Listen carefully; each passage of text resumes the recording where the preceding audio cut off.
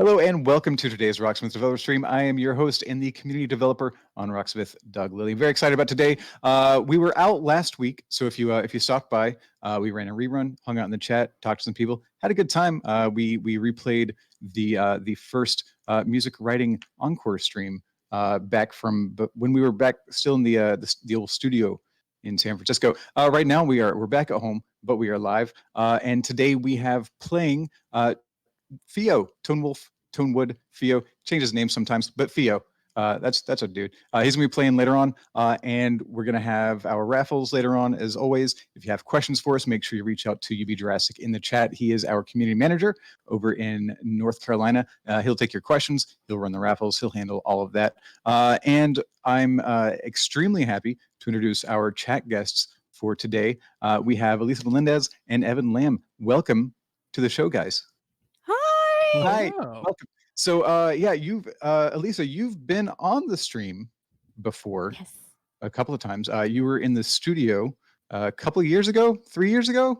How long? Yeah. How time does fly. What is time? Um, Evan, you have not been on our stream. I haven't. I think I was you- working last time. I was very mad about that. And this is actually the first time. This is the first time that we've spoken. So I'm really excited to be able to talk to both of you. So people might who people are wondering who are these people. So you each stream. The I guess the primary reason you're here is you are Rocksmith streamers. You stream together pretty frequently. You want to tell us about what your kind of bag is, or what it historically was and has shifted into more recently? Yes. So my relationship with Rocksmith started long time ago.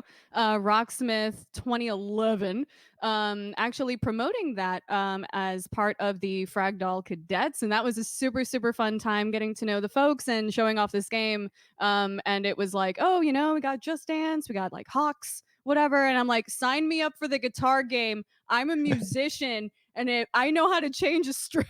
So that was all it took, huh? like, please put me in the booth. I want to show this game off. And so kind of having that relationship and I'm falling in love with it, right? Because as a musician and an educator, I'm like, yes, something that can actually introduce people to this instrument and get people to fall in love with music. So started streaming as part of promotional efforts for that. And then multiplayer showed up, and it's like, oh, we can do guitar and bass, and I'm like, I want to be able to show off all of the different capabilities, but I need help, especially because this one over here has been playing guitar for how long? They carry the one. It's 28 years. 28 years. 28. Well, I got a guitar or my brother got a guitar when I was 8 years old, and I got a piano, and I played the piano for about 2 weeks, and I'm like, nope, and stole his guitar. And yeah, that's it. Yeah. So he's been playing guitar a while, and I'm like, cool. So if we're going to stream, let's have the person who actually knows what they're doing play guitar, and then I can actually learn how to play bass. And it's actually been really cool to be able to learn how to play bass through this method. And then since we're musicians, every once in a while he'd kind of grab the acoustic guitar and we just kind of start doing funny stuff on stream, and that became a more popular version of the show. And so nowadays it's kind of this like half and half, Rocksmith showing off Rocksmith and doing kind of different theme stuff and taking requests, and then actually taking requests as part of an acoustic show, sometimes to disastrous. The disasters are the fun part. But the whole thing, the behind the streams. Oh, okay. Throw us some acoustic requests. It'll be fun. If we know it, we'll play it. If we don't know it, maybe not. If we kind of know it, we'll figure our way through it. And those are the ones that train wreck. Yeah. The question that always comes up is, does this song have a bridge? And if the answer is yes, okay, we're not going to play it. Okay. I remember the verse and the chorus. Beyond that, No bridge streams. This is a no bridge stream. Is that no bridge? Has anybody seen the bridge? Nope. Nope. Take us to we're going to bypass the bridge straight to the end. So yeah, and you're not just streamers. Both of you, as you said, you are musicians. You've been longtime musicians. Evan, so you've been playing for almost nearly 3 decades. And you studied for that. I did. I went to the University of Miami. It's a fantastic, small but fantastic music school, and some of the best players in the world came out of there, and they're all friends of mine, and they're all on stadium tours, and I love every one of them, and I'm really proud of them. I've been in original bands forever. I've done a few top 40 gigs, and those are fun, but theirs aren't that fun. So yeah, original music is way more fun, and co-writing with somebody like Elisa is a challenge, but also fun. Let me about the challenge Yeah. first. And I had my own band that I fronted for a while, and I'm playing in another couple bands right now. But like, I don't know, this is just another long step in a very long journey. I don't know. Sure. Well, I know one of the groups that you're playing with. Well, I know I'm aware of two of the groups. One of the groups is Try More Mojo, Right. which is a funk, sort of almost like ethereal funk. We call it space funk. Space funk. It's a jam band. So in the likes of everybody knows Fish. We don't sound like Fish, but there are a ton of bands in that genre that don't sound like Fish. So it's a space funk band, which just means we play funk music, and then we have a lot of synthesizers that just get really weird and freaky. That's based out of Dallas. There's a band I play with that's based out of Chicago. They're friends of mine from college. Then they went back to Chicago after college, called The Shades. They're on Spotify. They're fantastic. It's like a trio of lead singers and incredible harmonies and just great like pop music. Mhm. And then there's other really awesome band that I play with her. And who is that band? The band is called Crimson. And how long has Crimson been a project? I've been writing songs since I was about 13 or 14, and then I started as a solo artist, and it was just going to be Elisa Melendez, which is hard to pronounce and sometimes fit on a flyer. And then also it's an interesting thing, branding, right? Usually when you hear about solo woman on a bill, at the time that I was trying to make it big, people were probably expecting me to show up, solo acoustic guitar, kind of jewel my way through stuff. But I'm showing up with a 4-piece rock band, and I'm super angry and stuff. And it wasn't, it was a little bit of a dissonance there. We had a song called the Metal Medley where we played like there was Metallica in there, and we played Ace of Spades, and there's like 6 other songs that Run we to the run Hills. Run to the Hills was the closer. Yeah. It's not what they're expecting when they go to see Elisa Melendez band. So changing the name to Crimson made more sense, and Crimson. Elisa Melendez and the Crimsons.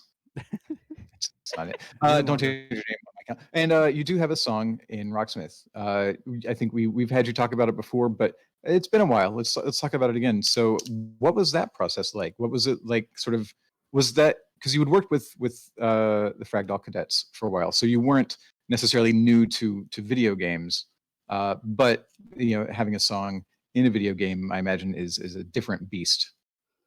Yeah, it was kind of hilarious because when the first Rocksmith came out, saw all of those awesome note tracker tunes, and then it was that sort of joke that became not a joke. I was like, all right, I mean, so I've done enough work for you guys. Next one comes around, Crimson's got to be in there, right?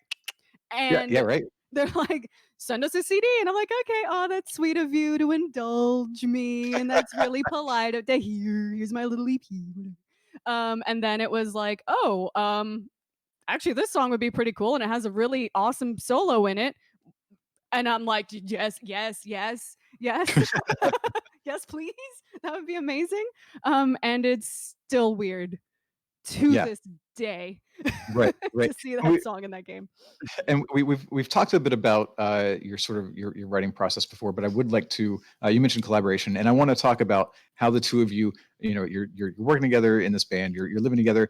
Do you have to set aside specific times for that, or is it just sort of like, hey, you want to write something? Like it's literally that. Hey, you want to write something? Yeah. Just so inspiration comes, you get a melody, and you're like, hey, I got something going, get ready. Is that pretty much it's weird because I've sort of actually over the summer I've kind of gelled it into all Crimson is and all Crimson ever was is me trying to write the jukebox musical of my life, basically. Okay. So it's like it's literally me kind of feeling some sort of strong emotion, usually anger. And being like, this is what I would be saying to you right now. If I could just and I just put that in a song. But I'm literally sort of singing the lyrics and the melody kind of together as if I was in musical theater. And then once that happens, I go, hey, hun, What chords am I implying? You're always implying the same 3 chords. Hey, Then we take that and we change it. We there you mold go. it. Hey, you went to school for this. Can you make this sound not too So- simple? So yeah, like how often is Evan? How often are you like sneaking 13ths in there? Oh, I try so much. Her ear has developed a lot. So Elisa has perfect pitch. No, No, stop. She has perfect pitch, but there's no education behind it. So she can tell you where C is all the time, but she doesn't know what that means or where to go with it. So if I can get some music theory in here, there's already a lot of stuff in here. But if I get some music theory into there, you'd be unstoppable. I think we should do it. So, okay. I think that sounds like the next project. he said it on camera, so now we're yep. Yeah. Okay. But so Elisa, you usually have the lyrics and the melody, and you flesh out chords, riffs, I imagine, and by my understanding, you also more or less write the bass and drum parts that are then. How does that? So Elisa and I moved away from Miami, and Crimson's drummer is still in Miami. Crimson's guitar bass player lives in Akron, Ohio. Crimson's rhythm guitar player lives in Chicago. Okay. So the writing process is basically, well, actually, regarding the new EP we've been working on, the writing process is, okay, here's the songs. Evan and Elisa record some scratch stuff to a click, and then we send that to the drummer in Miami, Brian, who's incredible. And he knows, we played with him for so long, he knows exactly what we're looking for, and he's incredibly versatile, really easy to work with, and he has a home recording setup, which is great right now. So we're like, all right, here's this thing. So we, like, last week, we just got all the drum tracks back, and they sound real good. From there, so now that I have them, I'll send them off to Akron, Ohio, and the guitar bass player will add in his parts, and then tracking guitars at home. And I don't know where we're doing vocals yet. Well, my neighbors would be furious. The closet. If Elisa yelled in the closet for like 6 hours a day, they'd probably be pissed off. 2x4s and blankets, I think is. I mean, that's how we did it. But so Elisa, when you sort of hear, if not the final product, at least the earlier mixes with the guitar and at least an idea of what the drums and bass are going to sound like, how often is it exactly what you were imagining, or are you imagining much beyond the melody at that time? So I'll have like a sort of not it's like a fuzzy platonic ideal. It's almost like it's like a gray box. It's like the textures haven't loaded on the song completely yet, for lack of a better term. And so it's like I know that it's like, all right, there's probably going to be, maybe there's an intro, maybe there isn't, usually up to him. And it will sometimes have to do with like the length of the song. And sometimes I'll have, okay, it'll be like verse, pre-chorus, chorus, verse, pre-chorus, chorus, guitar solo, because of course There's always a big, bright, bold guitar solo goes here. this is where the guitar solo goes. Every production sheet. Because I just want to hear him just do stuff. So I'm going to obviously write in every opportunity for him to do stuff. Then probably like double chorus out. And that's usually a formula, and I don't mind working within a formula. But then it'll be like, this song kind of sounds like the ballad on the new EP, Never Be the Same. It's like, this is our Angel by Aerosmith. And like that's kind of like a vibe that I'm going for. And there might be like 2 or 3 songs that'll kind of be inspiration for things like tone and what I might want the guitars to sound like and kind of general mood. And then I'll kind of let a lot of the musicians I'm a musician, I know, but sometimes it's hard as a vocalist to like not separate myself from the folks. The instrumentalist. Yes. Yeah. The instrumentalist, I'm kind of like, if you think something sounds cool, please pitch it to me. Pitch it, but no guarantees. Okay. No, you So sort of, still have to maintain some sort of like artistic control, and it's so you're the creative director of the band. Yeah. Luckily, the musicians we work with and myself are very good at taking direction and being told no. Okay. I mean, that's it's part of it. That's part of like producing and songwriting. It's a collaboration. That's my favorite part of music in general. 20 years of I'm trained. And I know both of you, I think, have a pretty diverse background musically.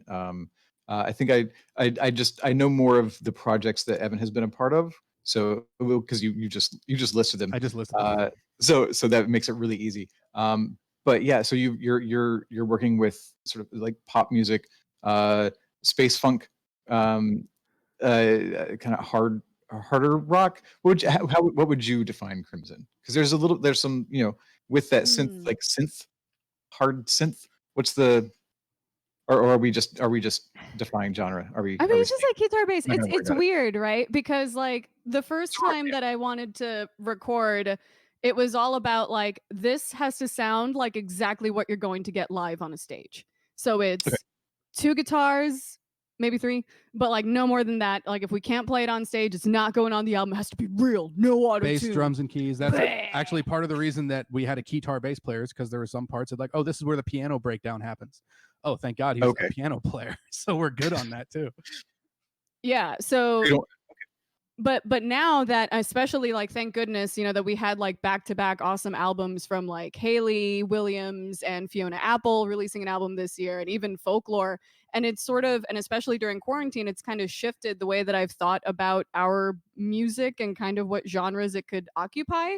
And so like now there's more room for some of the cool noises that he's making in Mojo. Also, yeah, in Mojo, I'm playing with a keyboard player who is a genius with sound design. Like he has a synthesizer and it'll do whatever you want. And he can make it do literally anything. So now I'm thinking about, well, I could make that weird bubble sound he does. It would be perfect in this thing. Or like, I want some kind of soft pads over this section, and I can just do that now. Like I'm getting a synth next month, which is fucking stupid to say. All right. Well, congratulations on your new synth. Is it too early to congratulate you on the EP because it hasn't been mixed yet? I'm pre-congratulating you on that. It's gonna happen. Dang it. wishing you good fortune on that one. But I think right about now, we're gonna go ahead and take a break. We are right now. Well, first off, let's say a temporary farewell to Elisa and Evan. They will be back towards the end of the stream. Right now, we are going to have our first Ernie Ball prize pack giveaway of the stream. We'll be back with Elisa and Evan. But right now, if you were in the chat live, you have the opportunity to win everything that you see on your screen. This is going to include 2 sets of strings from Ernie Ball. This is going to be a 6-string set for your guitar, a 4-string set for your bass. You will also get a peg winder from Ernie Ball to attach those strings to your guitar, a variety pack of Ernie Ball Wonder Wipes, a dozen picks from Ernie Ball, 3 picks from us here at Rocksmith, as well as a black guitar strap from Ernie Ball. Again, we will be sending these out when we return to the office. We do not have a firm date on that yet. I may be getting a package, so we might hear a doorbell. So I'm going to quickly wrap this up and say that right now, let's watch our special guest of the day. This is Fio. He's going to do a couple songs for us. Yeah, he's a regular here in the stream. It helps us out by asking a lot of questions, which we do appreciate when people ask questions. So if you got some more of those, again, please reach out to UB Jurassic, who is also handling the raffle. Here is Fio. Hey guys, my name is Fio, or some of you may know me as ToneWolfFfio in Twitch chat. I just like playing video games, and I found out about Rocksmith from my dad, who found out from a coworker. So I thought that it was kind of fun when I started out on bass, and then moved over to guitar that I purchased for my birthday, and I've been playing for almost a solid 3 years now. I loved the Rock Band franchise, loved playing that as a kid. And one short note, if you notice me looking at this poster or this board right here, it's my best friend. And these songs are kind of out to her. Don't worry about it. Also, I'm using a colorblind modification because Rocksmith colorblind settings don't work for me. So the string colors may look a little odd to you. So be prepared for that. And I hope you enjoy the songs. Thank you.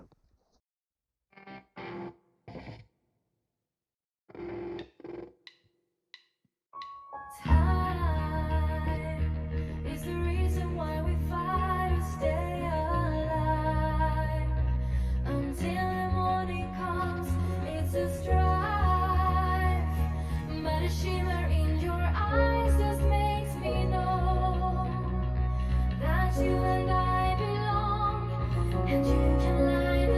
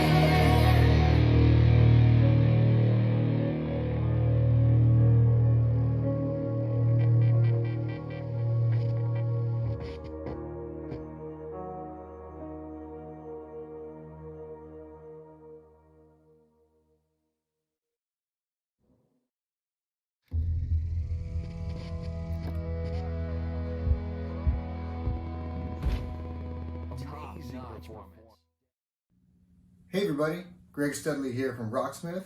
Alright, hold up one sec. Alright, checks out. Let's keep it moving.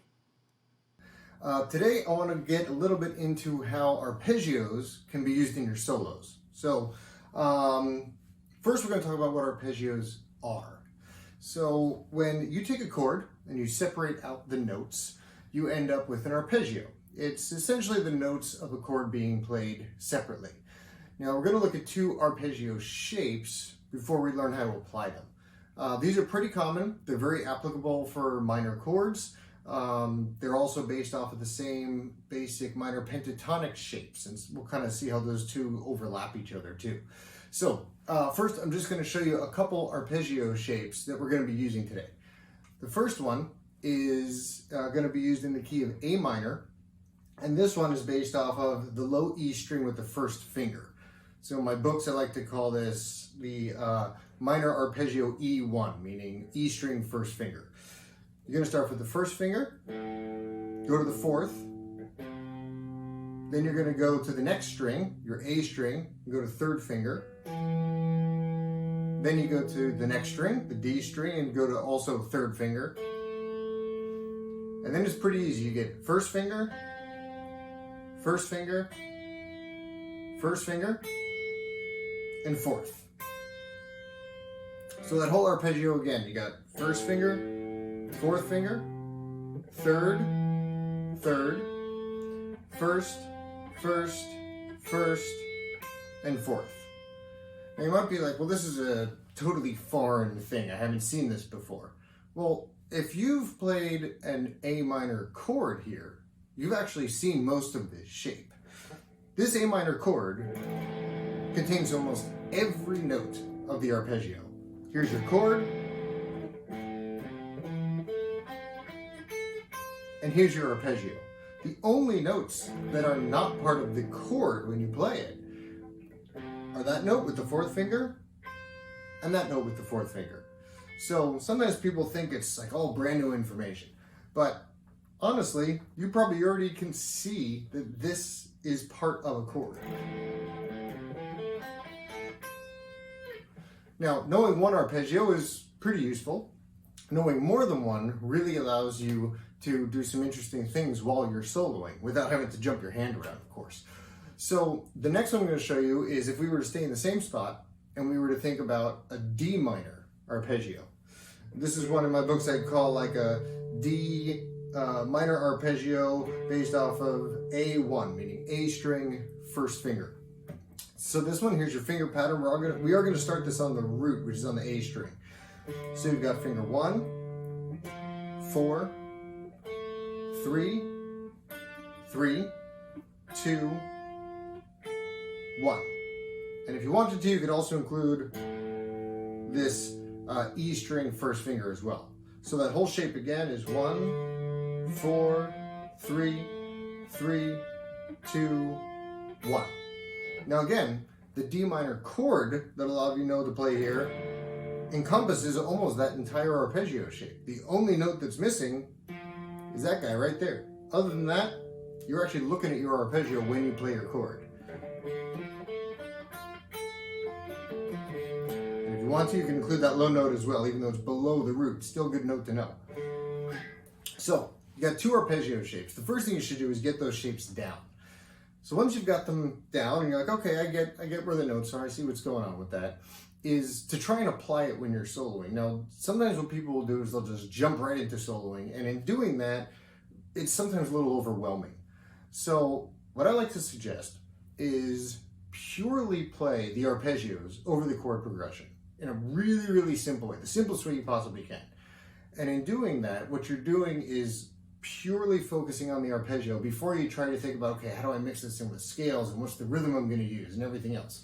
Essentially, you just take all that stuff and push it to the side and say, I'm just going to learn this arpeggio. So I've got a chord progression here that's 2 measures of A minor, 2 measures of D minor, 2 measures of A minor, 2 measures of D minor, just back and forth. So what I'm going to do is show you how you can just apply the arpeggios into a chord progression first before you start, intertwining it with the rest of your playing as if you're playing a solo. So all we're going to do is play 2 notes of each arpeggio, and then think about the other shape and play 2 notes of that one, and then switch back and switch back. We're going to start on the A minor. Now we're thinking D minor. Back to A minor. Back to D minor.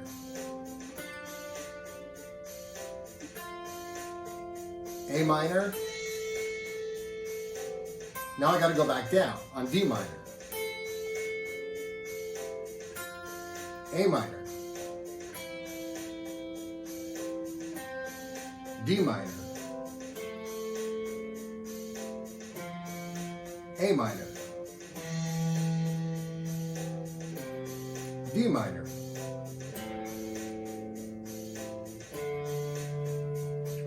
And even just by going that far through, you've actually covered like the whole shape up and down, even in just that much time. Now, that's a really good tempo to start. That's just set to like 100 beats per minute, and it's 2 measures per chord. So that way I can get 2 notes and each one lasts for a long time. When you start getting comfortable with that, you condense it down and you go, okay, well, I'm going to leave the chord progression the same, but now I'm going to play, 4 notes on every chord. And this is now going to make it so you get a little more of the arpeggio built in, and you got to think a little faster.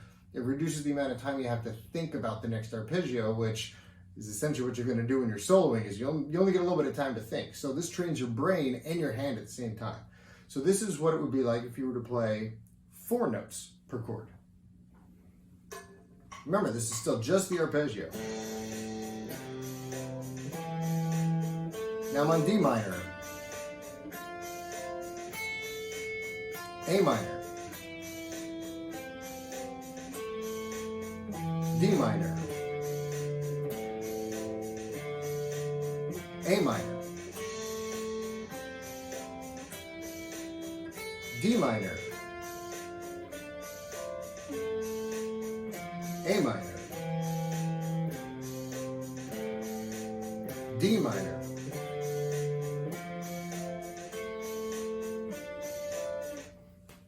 Now, that in itself doesn't sound very interesting. I mean, you're not really creating any tension with what's going on, but what you're doing is you're creating these outlines for yourself.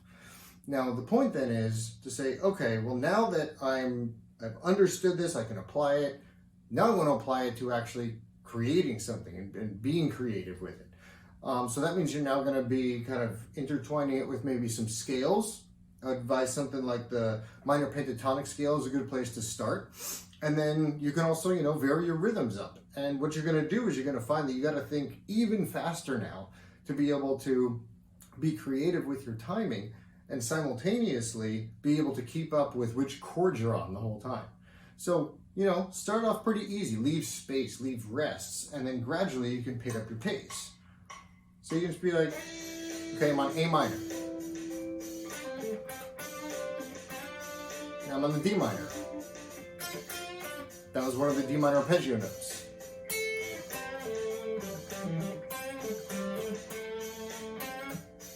Here's the arpeggio.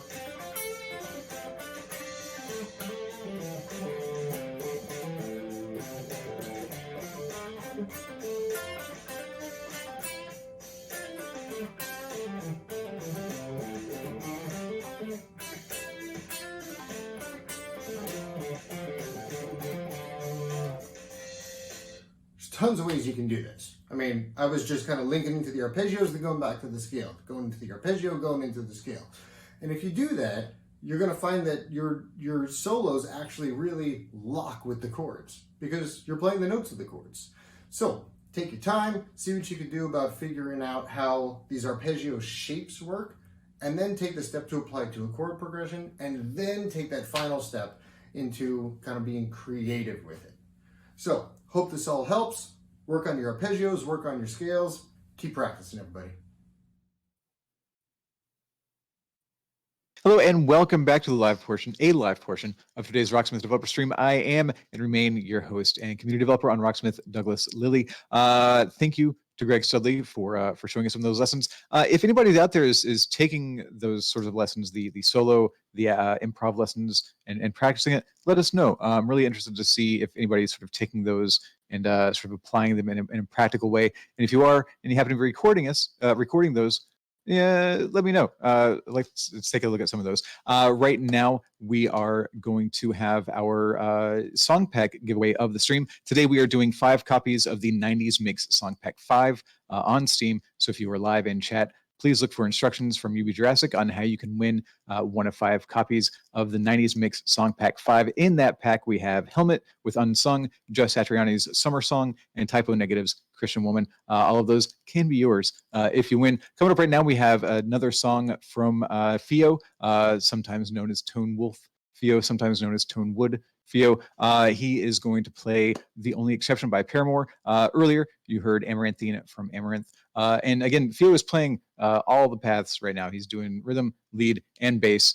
So if there's any sort of echo, that's from us meshing those together as best as we could. So thank you very much, Fio, for taking the time to play all those paths for us. It's really cool. After that, we'll be back with Evan and Elisa. So we'll see you then.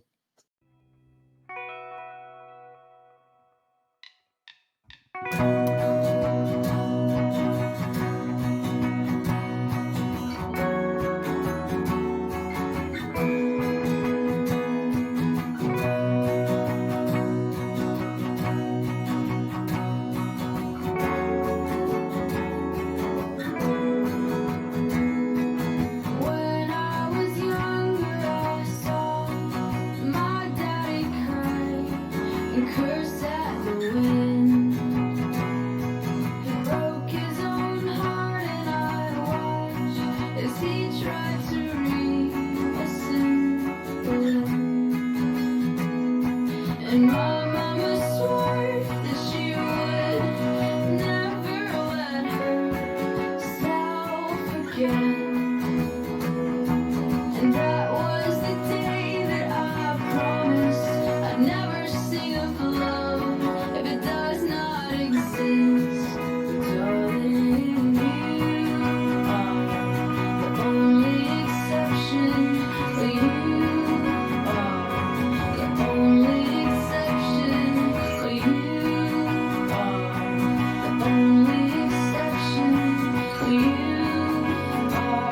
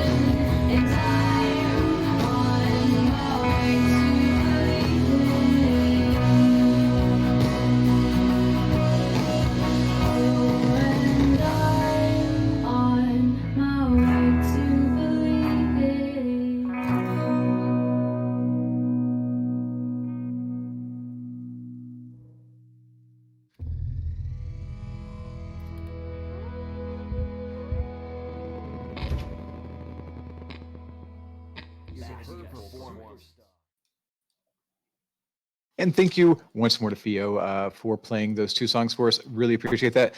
Sorry once more that we couldn't air you last week like we planned, but appreciate you holding on. You'd already sent us the videos. We had them, but thank you for getting those to us, and thank you very much for sharing this with our community here in the stream. And speaking about being here in the stream, I want to say hello again to Elisa Melendez and Evan Lamb. Welcome back, both of you. Hi. 2/5 of Crimson. The Yeah, well, I mean that's the wild Well, part when you're- the band lives across the country. Like we're not playing. you Full feel band like all of shows. Crimson, right? Like you feel like all of Crimson. Will your bandmates be offended if I call you the heart and soul of Crimson and don't specify which is which? He could be both because I lost both of those things a while ago. Oh no! Grad school. Grad school reminds me. We were going to talk. I wanted to talk about. You did it. Good segue.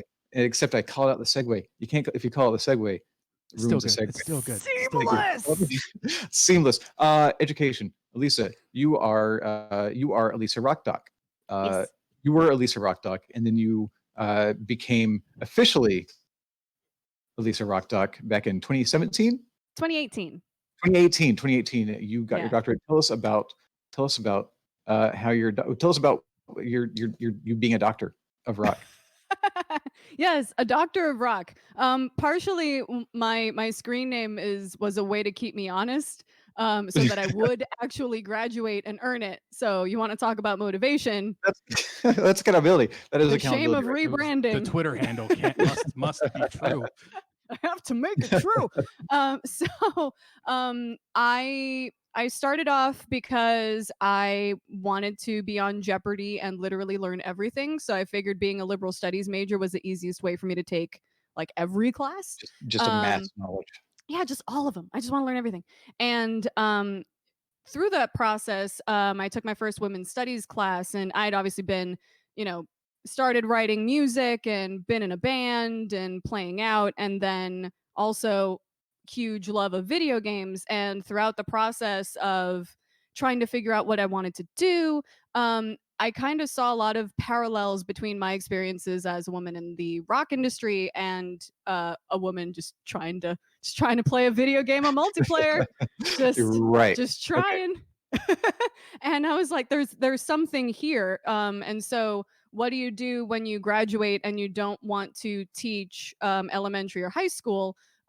Because I come from a long line of teachers in my family. I figured that was, one of the things that I was passionate about doing. I was like, okay, well, I don't want to teach high school or elementary school. I got to go to grad school. Okay. So then I go to grad school and I get an interdisciplinary studies degree, focusing on gender and rock music.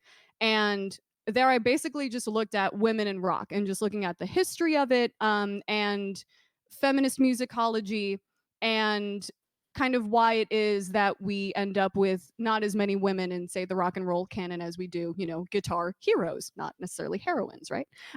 So looking at that, but then this whole time having my experiences with the Fragdoll Cadets, I was seeing a lot of parallels, and then I also realized that folks at universities may not know what interdisciplinary study means, and that doesn't look as cool of a degree in order for me to get hired. Okay, so I need a degree with a name. I'm gonna get a PhD. All right. That's like, name. It's the process of being progressively becoming slightly more employable by just amassing student debt. So what I ended up doing was going for the PhD and looking at the intersection of kind of gender and performance, but then looking at not only the rock music industry, but also looking at my experiences playing video games, and then seeing what happens when you're like, I want to make a video game about rock music. What kinds of interesting sort of gender baggage kind of literally get coded in the game? And how do those things shift over time? Can you provide me with some examples? Wow. I sure can. Also, by the way, if anybody wants to read it, it's actually publicly available, my dissertation. It's if you go to elisamelendez.com, I think there's an academia tab that talks about my stuff, and you can actually read the PDF. There's lots of pictures and lots of fun screenshots of Rocksmith in there too. So that's super fun. And we have been, I believe we have been sharing your link tree link Thank you. in the chat along with the Try More Mojo group. So that's being shared. So yeah, people, you can go follow that link, check out the dissertation. But yeah, please, sorry for interrupting you. Oh no, Examples. it's all good. But yeah, but even things in terms of just like representation, not only in terms of the set lists and what artists you include and in what ways, which becomes important for a game like Rocksmith, right? Because you want to see all sorts of diverse representation in terms of folks that play guitar, folks that play bass, etc. But even in games where you have the option to like select clothing and the text that goes along with those descriptors, how those games treat gender. If you have a narrative in your game that's basically like, this is what it means to be a rock star, what kinds of messages are being sent there? Are you constantly referring to someone as a sound guy? And it's a lot of kind of unconscious stuff that paints a very specific picture about what it means to be in a rock band or be a rocksmith in this particular case. And kind of kudos to the team and all of you folks over there spread across and kind of helping me investigate a lot of this stuff. But you find that through kind of being a little bit more conscious about all of these different elements in the game, but then also realizing that the game is not the thing that's on disc anymore, and providing different opportunities through DLC and also through marketing, etc. More opportunities for representation and basically just creating a universe where more people can see themselves making music in the media that they consume, which is all of that in a bow that probably took way too long. Oh, that sounded perfect to me. So yeah, the dissertation, I know it focuses on gender in music games, but it also touches on the wider sort of rock world as well as the wider video game worlds. And do you find it's between those three sort of subsets, is it pretty similar as far as how often women are portrayed and given a place at the table, as it were? So I'd like to think that there's definitely been a progression. One of the cool things about a dissertation taking 9 years is that you get, you get an opportunity to see an evolution. Yeah. And it's actually kind of cool because as you see these conversations happening in all of these different industries, you can kind of see them being reflected in the work. And it's also kind of interesting being a person that at some point when you're writing a dissertation, you have to basically kind of hit a cutoff point and you have to say like, okay, I need to stop investigating and then just select this period in time, which is kind of unfortunate because I think like another evolution, and obviously, hey, other grad students and there's plenty of work already out there in academia about the influence of, say, things like Twitch, have kind of, I wouldn't say democratized it in a way, or maybe kind of lowered the barriers to entry for a lot of people to be able to express themselves, not only as musicians, but also as people who play music games and also folks that incorporate both. And because of that, I think you're seeing maybe a lot more faces that you might not have necessarily seen if you would have had to deal with a traditional say like record label model of seeing who gets promoted in terms of musicianship and who gets included in the canon through things like Twitch and YouTube. I think a lot of those attitudes are changing, but canon is canon for a reason, and it's institutional, and it takes a long time for some of these things to actually see big change. Right. It's happening. I assume if we, because it's possible that if we look back at sort of the archetypal music of, say, the 1970s now versus 40 years from now, musicologists might be looking at a completely different selection of canon music, right? Yeah, I mean it kind of goes back to one of the very first things that I read as part of my PhD was I believe the book is called Feminine Endings by Susan McClary, and a lot of it opened. Oh goodness, Siri. Siri's butting in. But basically, she was sitting in a musicology class as a graduate musicologist asking, and this was in the 70s, asking about like, hey, where are all the women composers? And the professor just like straight face being like, well, if there had been any, surely we would have heard about them. Oh no. Oh no. So Oh it no. takes so, and this is the kind of stuff that, eventually through like turnovers in institutions like, say like a jazz school, right? Mhm. That would control the kinds of folks that you would be learning about. And it kind of depends on who makes the decisions of who are the people that are important to study that then get trickled down to folks. And that's Right. kind of at one institutional level, but it's so I feel like as programs become more diverse, as musicians become more diverse, as the media that we use to present ourselves as musicians becomes a little bit more democratized and barriers of entries are lower, I think you're going to see a lot more turnover. So, like a musicologist studying the 1970s in 2050, I would hope would have a huge, wide, diverse breadth of folks to look at, and not just this kind of narrow window that maybe some folks going to school in the 90s might have had. So that's kind of the hope. Okay. Thank you very much for that description. Evan, Tremor Mojo, here in this time of COVID, you've played live and you're going to play live again. So I know previously you had done a live stream. How was that? How was having a show as a stream? So we've done 4 of them now, I think. The first one was at my keyboard player's house, and we set up 3 cameras to run on my MacBook and then started the stream. And the audio is great because I'm an audio engineer as well. And streaming, Elisa's smarter than I am. So I found out pretty quick you can't just plug 3 cameras into a MacBook and think it's going to work. So we were getting like 3 frames per second and whatever. It was fun, and we actually got a bunch of great donations, and it was very interactive, and it was a fun time. But then the second one we did at the venue that I work at, and just production's there and it's easier. Then we did another one from a studio based out of Austin, so we actually traveled to do a live stream, which seems counterintuitive, but they had a really fantastic setup. Purple Bee TV on Facebook, if anybody wants to check them out. They're doing stuff all the time. And then we just did one a couple weeks ago as well. We also have our first actually happening drive-in show in Arkansas in a couple weeks, in September 5th. It's just outside of Fort Smith. I actually brought it up on my phone because I can't remember the name of it. We have another one scheduled in Dallas, but it's not confirmed yet, so I wouldn't want to speak out of turn. But the Park It Project in Rudy, Arkansas. But yeah, it's a drive-in show, so that's going to be interesting. I haven't played one of those yet.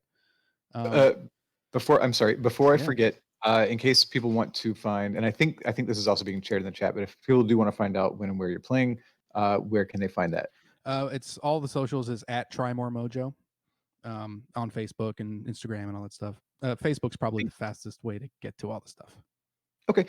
So sorry, please continue. You're doing a drive-in show. Yeah, it's a festival. There's 8 bands playing. It's 2 days, I believe. I don't know. It's going to be weird. We only agreed to do it after they sent us their social distancing policies, because there was another festival in Arkansas that didn't really enforce some, and we're like, we don't want to be a part of that. We're all trying to get back to normal, but not that fast, not stupid. Not like this. So the drive-in show is going to be interesting. Like I've never looked at a sea of cars and played a show, and I've never heard horns instead of applause. I'm trying like, how are you going to sort of just mentally turn those car horns into applause? I mean, honestly, after doing so many live streams where you finish a song, you're like, man, we really crushed that one. Let me hear for there's no applause. Yeah, I mean, I'm used to playing to just the bartender that doesn't clap anyway. So the last time we did that, we live streamed the show anyway. We had more people in the chat than in the bar. But yeah, actually, so to the question, like, I'm excited to see people's cars, like actual at people. least, and if they're dancing, maybe the car's moving or whatever. You wave at people, they'll wave back. Yeah, like they could reach out the window, like whatever it takes. Like the live streams have been cool. Drive-in show is going to be cooler, and if we can get back to normal, real show would be real cool. Hashtag Save Our Stages. I would be remiss if I didn't mention there's an organization called Save Our Stages. The NIVA, National Independent Venue Association. They have stuff going through Congress right now, and please talk to your congressman. Hashtag Save Our Stages. Save Our Stages. Make sure we get that in chat. Thank you very much. I've got some questions from the chat. So First one, this one from our other guest today, ToneWolfFfio. Wants to know, Elisa, what got you into music? You said that Rocksmith was good for you because you knew how to change strings, but before that, what got you into wanting to play guitar or bass, and what made you have to learn to change strings? Oh wow. Uh, being his partner. Nope. Nope. Nope. No. Nope. When I met No. Elisa, she owned she owned a BC Rich Mockingbird. No, Oh, Hummingbird. No. It Ooh. was a Warlock. Oh, sorry, sir. a Warlock. Sorry. It was a BC Rich I'll Warlock. see myself out. And it had a bunch of really cool emo stickers on it that were really hard to peel Dan off knows what's for up. resale, and that was a really bad idea. Oh, no. So if you ask my mom, she will say that at like 2 years old, I was singing before I was talking, and I was singing Bon Jovi at like 4. So I was a singer. Dad was a musical theater nerd, and so we always had music in the house. And my brother's 6 years older than me, and so when he grew up around hair metal, and so that is how, like, I insert generation here, became obsessed with Poison. Just like one of my favorite bands of all time. And then just getting super into 90s music. But it was interesting because I grew up in a place where we had uniforms. I went to a private school. Uniforms. This is something that you kind of think about as a sociologist, where it's like you have to show your individualism in other ways when you can't do it with your clothes. And so for a lot of us, it was music. And so it was like, okay, well, if I was a nerd, I am a nerd, incredibly uncool. And so basically it was a lot of me going, okay, they're cool. What are they listening to right now? Okay, I'm gonna start listening to that. Okay, that's cool. And so you'll see anything on my thing from Broadway musicals to Metallica to Weird Al. Huge songwriting inspiration, actually. Yeah. But and then eventually I was like, well, when there was this like big kind of moment in like it was like Lilith Fair, and then like this kind of early 2000s Avril, Evanescence, Fifi Dobson, there was Ashley Simpson, there was like this whole mess of like solo artists, Vanessa Carlton, Michelle Branch, like this pocket of people, and then I went, oh, but they all play instruments, and man, that'd be kind of easier to write songs if I knew how to play something, right? So then I picked up a guitar and I tried to learn how to play it, picked up some books, took an intro guitar 1 class in high school back, when back when that was a thing. Yeah. But then I was always writing words and melodies very specifically, and that was the thing that I've always done and always did do. And then I saw this guy playing guitar in the back of a theater one day in high school, and he was playing really good, and I thought it was kind of cute. And so I was like, yo, what's up? Can you play Metallica? And then he did. Here's the thing. Guitar players, if you want to land the girl, learn one song from every artist they've ever heard of. Variety. It's all about variety. Come up with, do you know universal. X? I know this one song. Yeah. It's universal. It just, no matter who it is that you're trying to woo, or if you're just trying to woo yourself, just have a diverse set list at your disposal, because you never know. That's just important being a musician in general. But It's Yeah. And then I agree. realized, oh, this person actually knows how to do this thing better than I do. I'm just going to let him do that thing. And then because I'm musical theater nerd almost first before I became a rock songwriter specifically, I was like, oh, I can just focus on running around on stage and being a goober, and he can just do all the instrument stuff. Oh, we're just going to do that. So that's kind of how that worked out. Okay. All right. And another question from ToneWolfFfio. Wanted to know how you. Let me get the wording right. It has to do with streams. Wants to know what makes an awesome Rocksmith live stream. What makes viewers stay and not leave after a couple of songs. The minute y'all find out, you let me know. People stick around. People stick around for you, Lisa. And Evan. They do? Both of you. They do, as far as I know. Awesome. Thank you. I think a lot of it is obviously advice that I will never take, is that perfect is the enemy of good, and that I think getting down to the essence, and it's and this is kind of an opportunity to talk about. It's kind of funny because we haven't been streaming as much as we would like to lately because the summer has been the worst. It's been a weird summer. It's just been a weird summer. So it's been hard to kind of find the spoons to be on and live. You know what I mean? Because that's a very different bird than say like cutting a YouTube video or writing a blog. And but essentially one of the things that you have to do is get down to your essence, and what is it that you will do sight unseen when there isn't a camera on you, and that is Break into song. randomly breaking out into song, but specifically in a way that makes you laugh.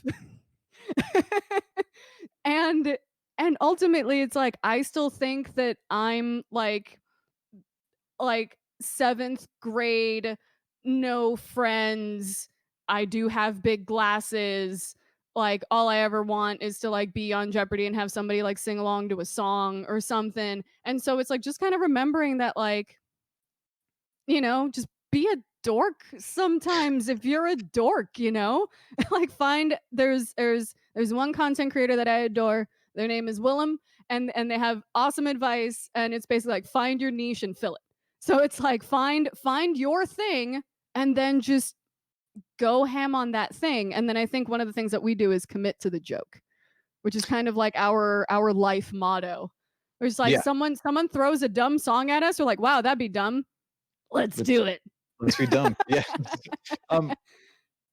And question for both of you. This is a taste-based question. Guitar Princess 2 wants to know your top 3 favorite Rocksmith tracks from 1 to Remastered. I assume that includes DLC.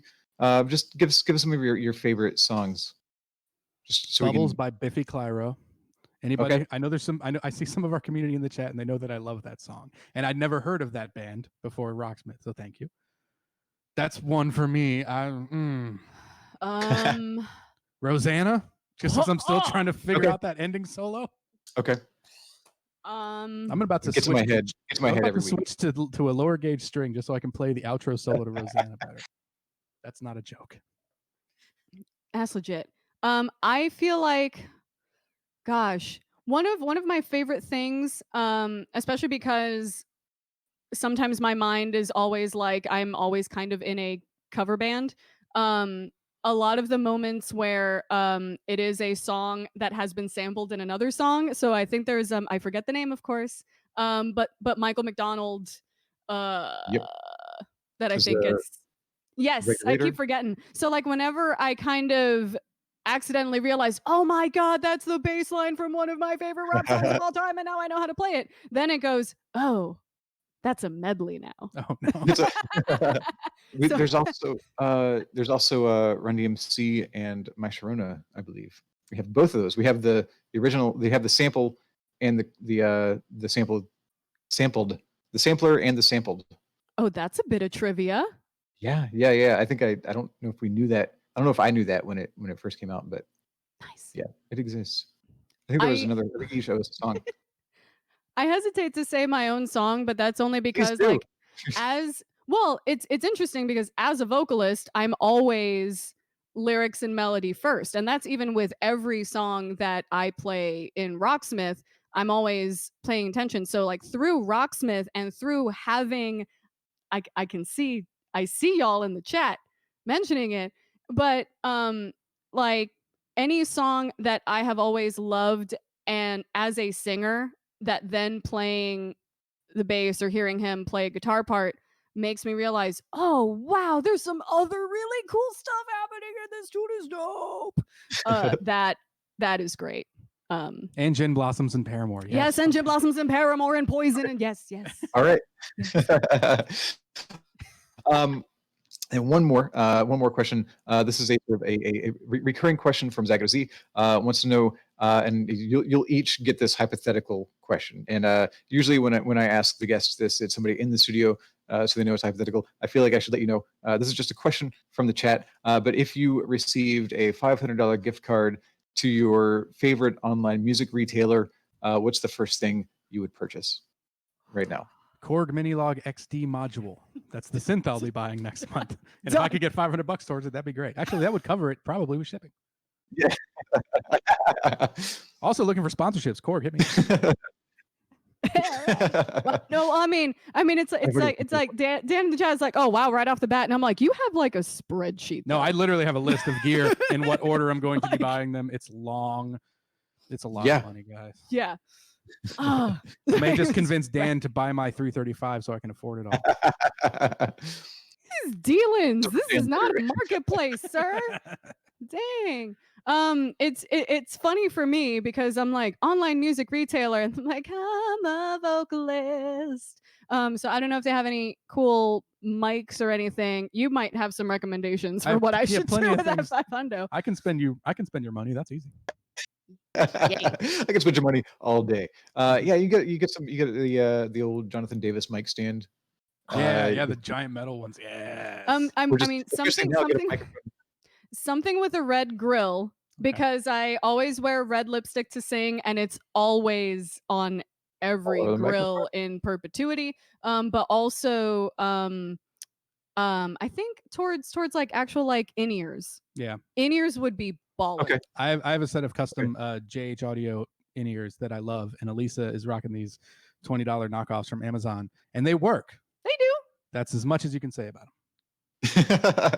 them. Yeah, because I know now right now seems like a really good time to have your own microphone. You are Mhm. singing.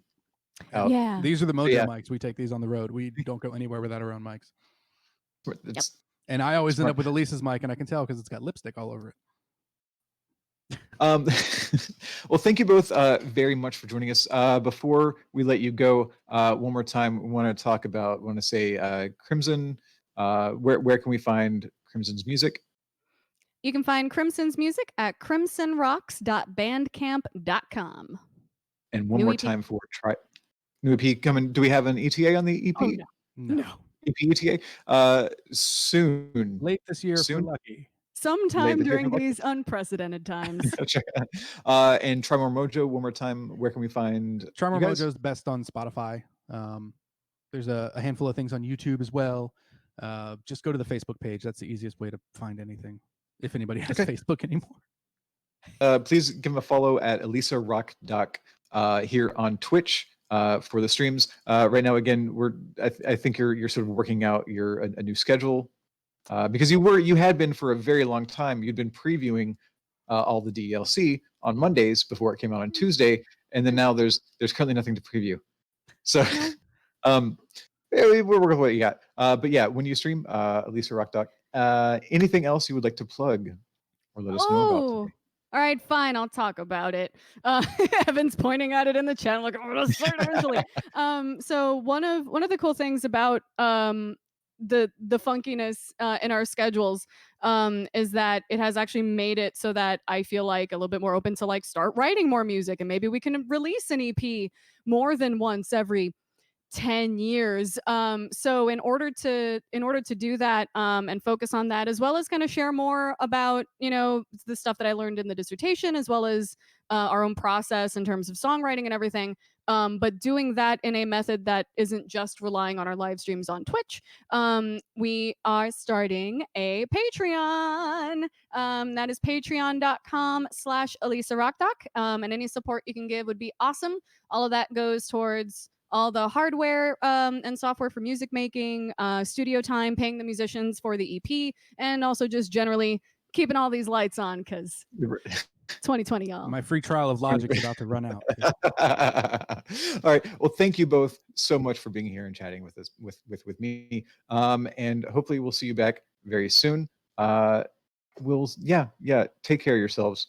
And I'm really glad you came. Right now, we are going to have our final giveaway of the stream. So if you check the chat, UB Jurassic will give you instructions on how you can win everything that you can see on your screen right now for this second Ernie Ball prize pack. Once again, we'll be shipping those out once we return to the office. I don't currently know when that will be, but as soon as we do, we're gonna ship those out rapidly as possible. But if you win, you're going to get 2 sets of strings, 1 6-string set, 1 4-string set for your bass. You're gonna get a peg winder from Ernie Ball, a black Ernie Ball guitar strap, as well as a package of Wonder Wipes from Ernie Ball to keep your guitar's strings, body, and neck looking nice and feeling nice. And you're also going to get a dozen picks from Revolve and 3 of the Spectrum Plectrum picks from us here at Rocksmith. All that can be yours if you win. If you win, Brian Turner, that is UB Drastic, is going to reach out to you on a whisper to get your name, your ship address, and your telephone number. We do need all of that information in order to get your prize to you. We do ship internationally, rather, we will ship internationally once we return to the studio. But if you are outside of the US, please split up your address line by line to make it just that much easier for me. I very much appreciate it. Thank you so much for being here. Once more, thank you to Elisa and Evan for being here. Thank you to ToneWolfFfio for playing those 2 songs, All Paths on both of those songs. And thank you for you, the guests, for being here in the chat, giving us some questions and hanging out with us. We'll see you next week.